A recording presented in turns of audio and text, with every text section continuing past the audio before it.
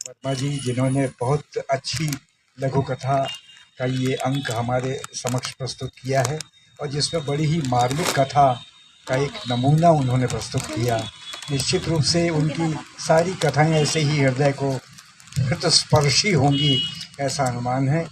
और आपको बहुत बहुत बधाई, बहुत बहुत धन्यवाद कि आपने हम सब लोगों के बीच में अपनी इस किताब को विमोचित होने का अवसर दिया। प्रश्न मैं कर रहा हूँ ईश्वर से। प्रश्न यह है, क्या मनुज स्वाधीन है? प्रश्न यह है, क्या मनुज स्वाधीन है? शक्ति के मद में हुआ जो लीन है, या समय के शून्य धागों से बंधा कठपुतलियों सा रहा वह दीन है? प्रश्न यह है, क्या मनुज स्वाधीन है? शक्ति के मद में हुआ जो लीन है, या समय के शून्य धागों से बंधा कठपुतलियों सा रहा वह दीन है? कौन सी सामर्थ्य की सीमा कहें, है हजारों शब्द हम किसको कहें? आज चौराहे खड़े हम सोचते, इस धरा पर कौन सी रहनी रहें? मनुज को उपलब्ध थी पगडंडियां, मनुज को उपलब्ध थी पगडंडियां, मार्ग पर होती नहीं थी मंडियां।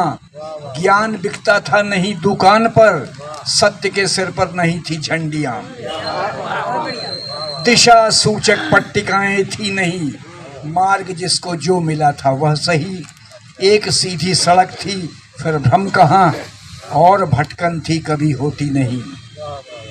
सभ्यता आई सड़क पक्की हुई, सभ्यता आई सड़क पक्की हुई, तब मनुजता और भी शक्की हुई। नींद भ्रम की जागना संदेह का, फिक्र तब उसको किसी रब की हुई। देवता अवतार पैगंबर तभी, दौड़ते आए धरा पर फिर सभी। वे गए तो बांट ली इंसान ने, एक जो संपूर्ण धरती थी कभी। वे गए तो बांट ली इंसान ने, एक जो संपूर्ण धरती थी कभी। पोथियां जब से बढ़ी संसार में, भोथरा पर आ गया है धार में। वाणियां सब शोर सी लगने लगी, प्रेम की बातें पड़ी हैं रार में। सिर्फ लंबी दाढ़ियां या चोटियां, दीख पड़ती हैं जमाती गोटियां। आदमी घबरा गया है शोर से, जुट गया है जोड़ने में रोटियां। जागना जब था मनुज को सो गया,